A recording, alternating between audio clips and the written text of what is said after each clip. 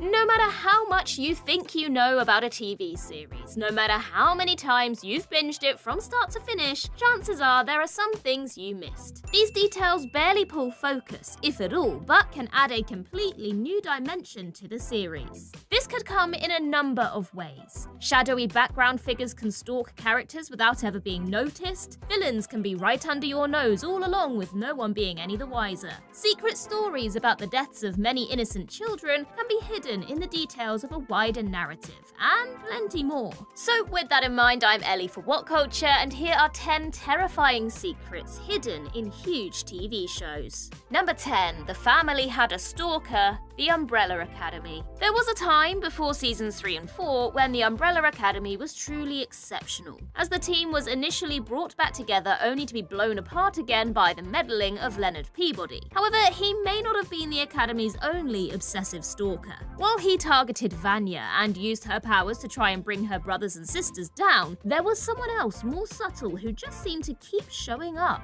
4 times, the same woman found herself in close proximity to the Academy, spanning decades with no change to her appearance, which simply cannot be a coincidence. She was there when they stopped the bank robbery in one of the show's first flashbacks. She was at the rave with Klaus and Luther. She watched Klaus activate his briefcase on the bus, and finally asked the siblings if Five would like to bowl with her children when they were planning on how to save the impending apocalypse. There's just no way this actor could have been used as an extra on 4 separate occasions without someone noticing, right? Surely there must have been some ulterior motive here that will now never be revealed. Who knows who she really was or what her true purpose may have been. Number 9. The true identity of Beth's clone, Rick and Morty. From the very beginning of Rick and Morty, right from the cold open of the first episode, the show essentially printed itself a license to make its stories as wacky and insane as possible. With unimaginable technology and space travel at their fingertips, there has never been any limit to what could happen to Rick and Morty. It's fair to say that the writers have taken full advantage of this, with one of the more bizarre character arcs being the creation of a clone version of Rick's daughter, Beth.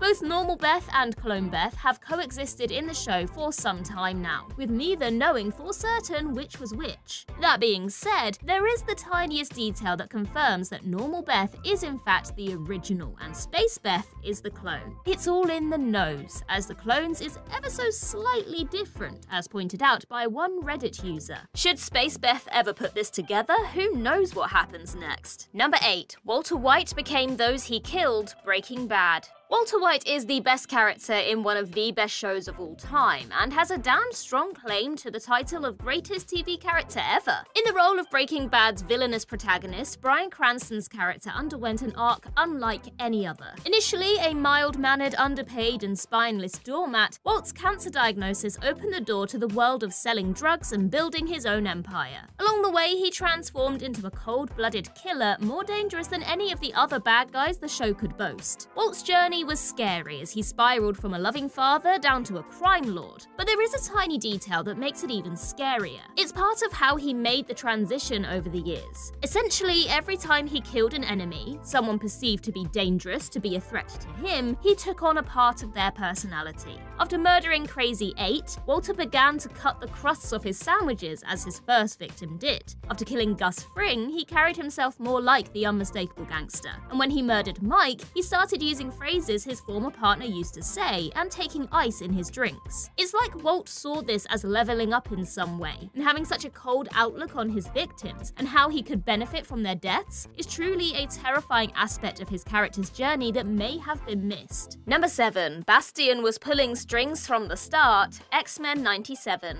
There was a huge amount of anticipation surrounding the release of X-Men 97 on Disney+, and the show more than delivered. Arguably the best series of the year, the continuation of X-Men the Animated Series could have gone a number of ways, particularly with its villain, and made a surprising yet strong choice. The showrunners could have brought in any number of antagonists from the original series to play the big bad. But while the likes of Magneto, Bolivar Trask, and Mr. Sinister did play a role, with Apocalypse also being teased as the villain of Season 2, it was Theo James's Bastion who caused the X-Men their problem in the show's first chapter. Bastion, an evolved sentinel looking to destroy humankind, played no part in the original cartoon, and yet still felt like a huge threat up there with the best the team has faced. As scary as the character was on screen, an easily missed detail arguably makes him even scarier. Bastion was revealed to be the big bad in episode 7. However, as confirmed by then showrunner Beau DeMayo on Twitter, he actually appeared in every episode of the series bar the third. This means that while he was manipulating things from the very beginning, audiences had already seen him no fewer than 5 times before ever knowing who he was. Number 6. Toby was the Scranton Strangler, The Office. As was to be expected from a sitcom as typically light-hearted and fun as The Office, the show rarely delved into particularly heavy territory. Certainly there were emotional moments, but outside of events like Jim and Pam getting pregnant or Michael Scott leaving, almost everything was done with comedy at the forefront. Strangely, this was even the case when there was a serial killer on the loose. The Scranton Strangler was the subject of discussion in the Dunder Mifflin office on several occasions, and there have been persistent theories and thoughts since that the killer's true identity was Toby Flenderson. Though many of these theories are based simply around the abuse Toby received on a daily basis, and the fact that he went to speak with the man convicted of the crimes after serving on the jury, the office all but confirmed it was in fact Toby thanks to a few easily missed clues. When the Strangler led the Scranton police on a car chase past Dunder Mifflin, the vehicle in question could previously be seen multiple times in the office car park, and while the entire staff was gripped by the chase, Toby was mysteriously missing. Now you could argue that he's just that forgettable that audiences didn't necessarily notice, but surely this cannot be a coincidence. Add in the fact that the Strangler struck on the day Pam gave birth, and it's more than likely that this was Toby lashing out due to his unreciprocated feelings for the new mother. Number 5. Ish and Danny's story, The Last of Us. As far as adapting the source material goes, The Last of Us kept almost religiously close to the game from which it was drawn. It even included an episode based around the game's Left Behind DLC that showed Ellie and Riley in an abandoned shopping mall, and the details captured were more than impressive.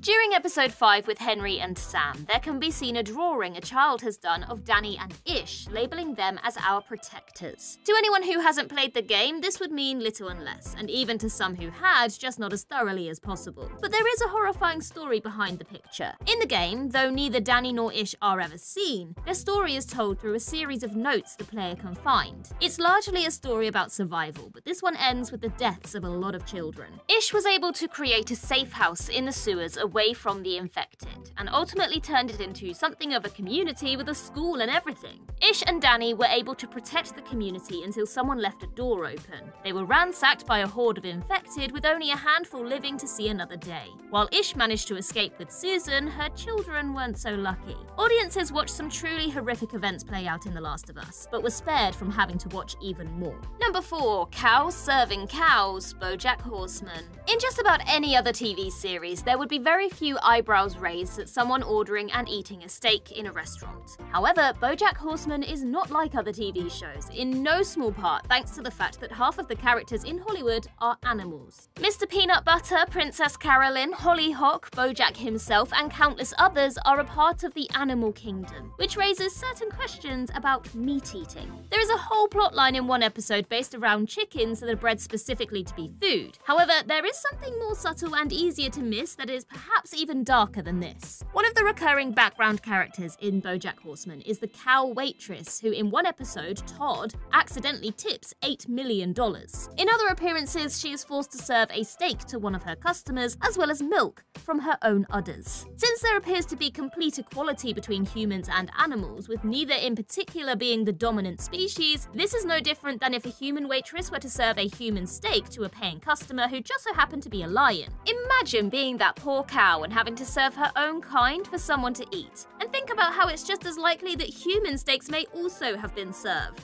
Ugh. Number 3. Madison's connection to the murder house, American Horror Story.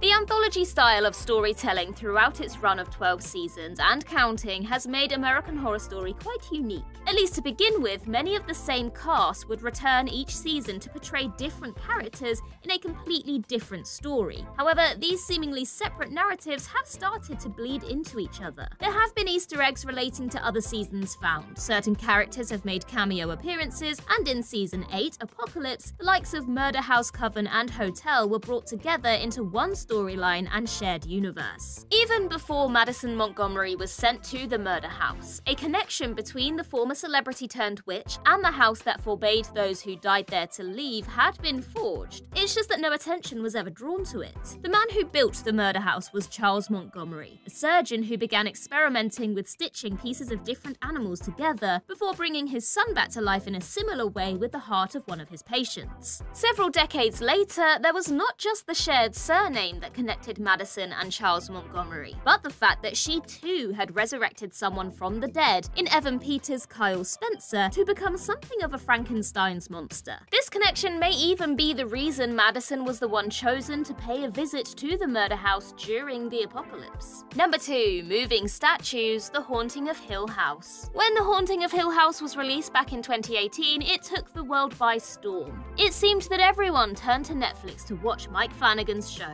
and to say that it was truly creepy would be a huge understatement. Arguably one of the best episodes was the 6th chapter of the story, built around impressive and often seemingly impossible one-shots that produced the kind of tension that audiences simply couldn't turn away from. Due to just how much was going on throughout the episode, the opportunity was taken to slip some subtle aspects into the background that were truly terrifying. When Olivia was looking around the house for Nell, her missing daughter, she walked by the same statues in a corridor twice. Initially facing forward, when the character walked past again just moments later, the stone vigil had moved its head to follow her. It's incredibly subtle, but jarring once seen. Of course, there was more than enough in The Haunting of Hill House to keep even the most desensitized up at night, but it was made so much worse by adding in small, barely noticeable details like this, driving home just how haunted that creepy house was. Number 1. Watching Could Kill You, Black Mirror. There aren't many TV series scarier than Black Mirror, for one specific reason. Every episode brings to the table a new and unique kind of hell, something akin to a dystopian future, though set in the present, with usually some sort of technology at the center of the plot. The scary thing is that almost every story feels as though they aren't too far outside the realms of what is realistic.